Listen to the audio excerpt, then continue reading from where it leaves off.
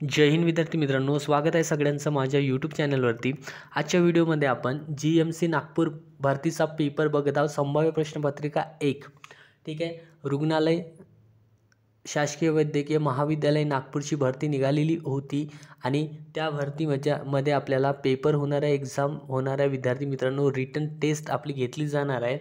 तर total 200 मार्काचा paper असणार आहे आणि त्यामध्ये मराठी 25 प्रश्न, इंग्रजी 25 प्रश्न, सामान्य ज्ञान 25 प्रश्न आणि गणित प्लस बुद्धिमत्ता चाचणी 25 प्रश्न असे एकूण 50 ठीक आहे, असे एकूण 100 प्रश्न असेल आणि 200 मार्काचा पेपर होणार आहे। ठीक आहे, तर त्या अनुषंगाने आपण आज संभाव्य प्रश्नपत्रिका 1 बघत आहोत।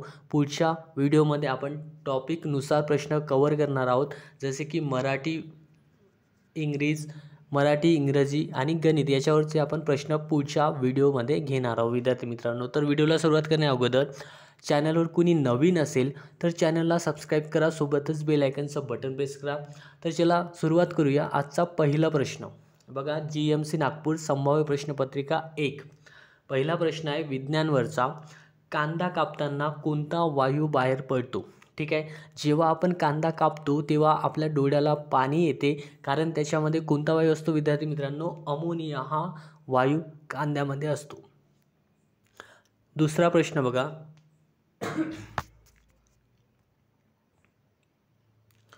रिश्टर हे रिकामी जागा मोजण्याचे एकक आहे। रिश्टरद्वारे काय मोजले जाते? तर भूकंप। ठीक आहे, भूकंप मोजण्याचे एकक आहे रिश्टर। त्यानंतरचा प्रश्न बघा, आपण थोडं फास्ट प्रश्न कव्हर करत आहोत विद्यार्थी मित्रांनो। कोणत्या रोगाचा प्रसार पाण्यामार्फत होतो? पाण्यामार्फत कोणकोणते रोग होऊ शकतात? तर अतिसार, कावीळ आणि कावीळ 2 वेळा झालेला आहे।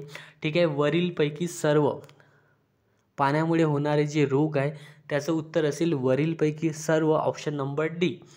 ओके, नेक्स्ट बघा, त्यानंतरचा प्रश्न बघा, मानवी शरीरातील सर्वात मोठे हाड कोणते आहे? ठीक आहे, मानवी शरीरामध्ये सर्वात मोठे हाड कोणते? आता बघा, मानवी शरीरामध्ये हाडांची संख्या असते विद्यार्थी मित्रांनो टोटल 206। आपल्या शरीरामध्ये 206 हाडे असतात आणि जे छोटे बच्चे आहे, लहान मुले आहेत, किड्स, त्यांच्या शरीरामध्ये टोटल 306 हाडे असतात। ठीक आहे, तर मानवी शरीरातील सर्वात मोठं हाड कोणतं? तर मांडीचे हाड, त्याला सर्वात मोठे हाड असे म्हटले जाते, फेमर। ठीक आहे, त्यानंतरचा प्रश्न बघा,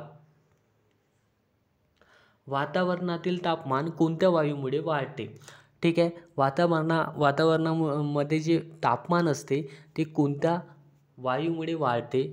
कोणत्या वायूमुळे उष्णता तापते? तर ते आहे कार्बन डायऑक्साईड या वायूमुळे। नेक्स्ट प्रश्न बघा, आता बघा भूगोलावरचे प्रश्न कव्हर करूया। सामान्य ज्ञान विचारण्यात येणाऱ्या विद्यार्थी मित्रांनो, म्हणजेच त्याच्यामध्ये इतिहास, भूगोल, नागरिकशास्त्र, विज्ञान आणि चालू घडामोडी यावरचे प्रश्न असेल। ठीक आहे, तर बघा, महाराष्ट्राच्या हवामानावर खालीलपैकी कोणत्या प्राकृतिक रचनेचा सर्वाधिक परिणाम झालेला आहे? तर कोणत्या प्राकृतिक रचनेचा सर्वाधिक परिणाम महाराष्ट्राच्या हवामानावर झाला आहे ते आपल्याला सांगायचं या ठिकाणी। तर कोणत्या ठिकाणी झाला आहे? ऑप्शन नंबर ए, सह्याद्री पर्वत आणि सातपुडा डोंगर रांगा या ठिकाणी त्याचा परिणाम झालेला दिसतो विद्यार्थी मित्रांनो। ठीक आहे, नेक्स्ट बघा, पुणे शहरामध्ये कोणत्या 2 नद्यांचा संगम होतो? आता संगम म्हणजे काय? मिळणे। ठीक आहे, पुणे शहरामध्ये कोणत्या 2 नद्या मिळतात? तर मुळा आणि मुठा या 2 नद्या पुणे शहरामध्ये एकमेकांना मिळतात। त्यानंतरचा प्रश्न बघा, खालीलपैकी कोणते पीक खरीप पिकाचे उदाहरण आहे?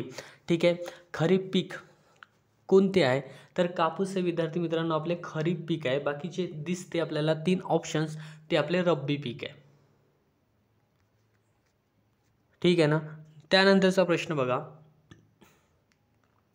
2011च्या जनगणनेनुसार खालीलपैकी भारतातील सर्वात कमी लोकसंख्या असलेले राज्य कोणते आहे? अतिशय महत्त्वाचा प्रश्न आहे, स्टार मार्क करून ठेवा विद्यार्थी मित्रांनो या प्रश्नाला। तर 2011च्या जनगणनेनुसार सर्वात कमी लोकसंख्या असलेले राज्य आपले होते आहे सिक्कीम। ठीक आहे, ऑप्शन नंबर ए, सिक्कीम हे राज्य सर्वात कमी लोकसंख्येचे राज्य आहे आणि सर्वात जास्त लोकसंख्या जर विचारली तर उत्तर प्रदेश विद्यार्थी मित्रांनो, आणि आपल्या महाराष्ट्राचा दुसरा क्रमांक लागतो भारतामध्ये सर्वात जास्त लोकसंख्येच्या बाऱ्यामध्ये किंवा बाबतीमध्ये महाराष्ट्राचा दुसरा क्रमांक येतो. ठीक आहे. आता लोकसंख्येची जर घनता विचारलं विद्यार्थी मित्रांनो, तर सर्वात जास्त लोकसंख्येची घनता बिहार या राज्यामध्ये आहे आणि सर्वात कमी लोकसंख्येची घनता अरुणाचल प्रदेशमध्ये आहे. ठीक आहे. ओके. नेक्स्ट बघा, आणि दुसरा जर प्रश्न असा विचारला की सर्वात जास्त साक्षरतेचे प्रमाण कोणत्या ठिकाणी आहे विद्यार्थी मित्रांनो, तर ते आहे केरळ राज्यामध्ये 99.99%. ठीक आहे. त्यानंतर बघा समोरचा प्रश्न नेक्स्ट बघा, महाराष्ट्रातील कोणत्या जिल्ह्यात कर्नाळा पक्षी अभयारण्य. आता बघा महत्त्वाचा प्रश्न आहे. कर्नाळा पक्षी अभयारण्य हे स्पेशल पक्ष्यांसाठी राखीव आहे आणि ते आहे रायगड जिल्ह्यामध्ये विद्यार्थी मित्रांनो. ठीक आहे. रायगड जिल्ह्यामध्ये हे अभयारण्य येते. चंद्रपूरमध्ये बघा ताडोबा व्याघ्र प्रकल्प आहे, आपल्याला माहिती आहे. अमरावतीमध्ये मेळघाट आणि बुलढाणामध्ये काय विद्यार्थी मित्रांनो, तर लोणार सरोवर, जे की खाऱ्या पाण्याचं सरोवर आहे आणि भारतामध्ये अतिशय प्रसिद्ध ते सरोवर आहे आणि ते आहे लोणार, बुलढाणा जिल्ह्यामध्ये. त्यानंतरचा प्रश्न बघा, इतिहासावरचे प्रश्न आता आपण कव्हर करूया. खालीलपैकी महाराष्ट्रातील रयत शिक्षण संस्थेचा संस्थापक कोण होते. ठीक आहे. रयत शिक्षण संस्थेचे संस्थापक कोण होते, तर ऑप्शन नंबर ए या प्रश्नाचं उत्तर असेल कर्मवीर भाऊराव पाटील हे रयत शिक्षण संस्थेचे संस्थापक होते विद्यार्थी मित्रांनो. ठीक आहे. त्यानंतरचा प्रश्न बघा, आंध्र महिला सभेच्या संस्थापक कोण होत्या. ठीक आहे. आंध्र महिला सभेची स्थापना कोणी केली, तर दुर्गाबाई देशमुख यांनी केली आंध्र महिला सभेची स्थापना. ओके. त्यानंतरचा प्रश्न बघा, गांधी आणि आर्यविन करार भारतातील कोणत्या चळवळीशी संबंधित होता. कोणत्या चळवळीशी संबंधित होता. 1931 मध्ये हा करार झाला विद्यार्थी मित्रांनो. गांधी आणि आर्यविन करार कोणत्या चळवळीशी संबंधित होता, तर सवनीय कायदेभंग या चळवळीशी संबंधित होता आणि ही चळवळ 1920 मध्ये झाली होती.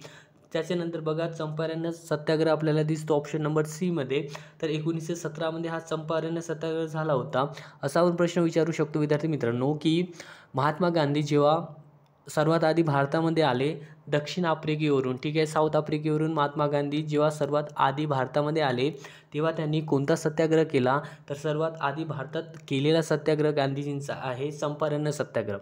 ठीक आहे. त्याच्या आधी त्यांनी साऊथ आफ्रिकेमध्ये काळागोळा भेद हा सत्याग्रह केला होता. त्याच्यानंतर भारतामध्ये पहिला सत्याग्रह आहे चंपारण्य. नंतर भारत छोडो 1942 मध्ये झालं होतं विद्यार्थी मित्रांनो, आणि रोलट कायदा 1919 मध्ये, त्याला काळा कायदा म्हणून सुद्धा ओळखले जाते. ओके. Black act. त्यानंतरचा प्रश्न बघा, भारतीय राष्ट्रीय काँग्रेसच्या पहिल्या महिला अध्यक्ष कोण होत्या. हा सुद्धा महत्त्वाचा प्रश्न आहे, स्टार मार्क करून ठेवा विद्यार्थी मित्रांनो.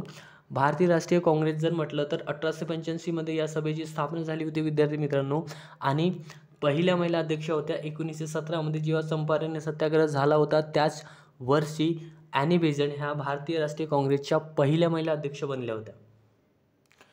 ठीक आहे. आणि भारतीय राष्ट्रीय काँग्रेसची स्थापना कोणी केली होती, कोणाच्या पुढाकाराने झाली होती, तर सर ए हुम यांच्या पुढाकाराने भारतीय राष्ट्रीय काँग्रेसची स्थापना करण्यात आली होती. ठीक आहे. नेक्स्ट बघा, महात्मा गांधीजींनी मिठाचा सत्याग्रह कुठे केला. त्याची सुरुवात कुठून केली, तर साबरमती आश्रम ते दांडी असे 383 किलोमीटर की समथिंग काहीतरी एक्झॅक्ट नाही माहिती विद्यार्थी मित्रांनो, एवढे किलोमीटर महात्मा गांधीजी पैदल गेले आणि त्यांनी मिठाचा सत्याग्रह केला. आपलं उत्तर असेल ऑप्शन नंबर ए साबरमती आश्रम ते दांडी या ठिकाणी. साबरमती आश्रमपासून त्याची सुरुवात झाली होती. नेक्स्ट बघा, सर्वनामाचा प्रकार ओळखा. ठीक आहे. आपल्याला सर्वनाम म्हणजे काय, आता नामाऐवजी वापरल्या जाणाऱ्या शब्दाला नामाची पुनरावृत्ती टाळण्यासाठी, जसं राम हे नाम आहे, राम राम राम हर ठिकाणी राम लिहिण्यापेक्षा रामाची जी होणारी पुनरावृत्ती आहे ती टाळण्यासाठी जो शब्द वापरला जातो त्याला आपण सर्वनाम असे म्हणतो. ठीक आहे. आता हे जो सर्वनाम आहे ते कशासाठी वापरले जाते, ते कोणते सर्वनाम विद्यार्थी मित्रांनो, तर ऑप्शन नंबर क दर्शक सर्वनाम म्हणतात त्यांना. ठीक आहे. जो ज जी जे जो हा काय आहे दर्शक सर्वनाम आहे. त्यानंतरचा प्रश्न बघा, उंट या शब्दाचे स्त्रीलिंगी रूप ओळखा. ठीक आहे ना. उंट या शब्दाचे स्त्रीलिंगी रूप काय असेल? उंटिनी असेल का? नाही, सांडिनी. ठीक आहे, ऑप्शन नंबर ए सांडिनी. ठीक आहे, उंट या शब्दाचे स्त्रीलिंगी रूप आहे सांडणी. नेक्स्ट बघा, पुढील मन पूर्ण करा. चुली पुढे शिपाई अन घराबाहेर रिकामी जागा. काय येणार विद्यार्थी मित्रांनो? चुलीपुढे शिपाई आणि घराबाहेर भागूबाई. ठीक आहे, ऑप्शन नंबर क. त्यानंतरचा प्रश्न बघा, दीपकला जांभळाची खूप झाडे दिसली. ठीक आहे, दीपकला जांभळाची खूप झाडे दिसली. आपल्याला ओळखायचं आहे वाक्यप्रचार. ठीक आहे, वाक्य प्रकार आपल्याला ओळखायचं. तर कोणतं वाक्य असेल हे? ऑप्शन नंबर ए बघा, संयुक्त वाक्य. बी ब नकारार्थी वाक्य. क केवल वाक्य आणि ड मिश्र वाक्य. ठीक आहे, तर दीपकला जांभळाची खूप झाडे दिसली कोणतं वाक्य आहे? तर संयुक्त वाक्य. ठीक आहे, ऑप्शन नंबर ए या प्रश्नाचं उत्तर आहे संयुक्त वाक्य.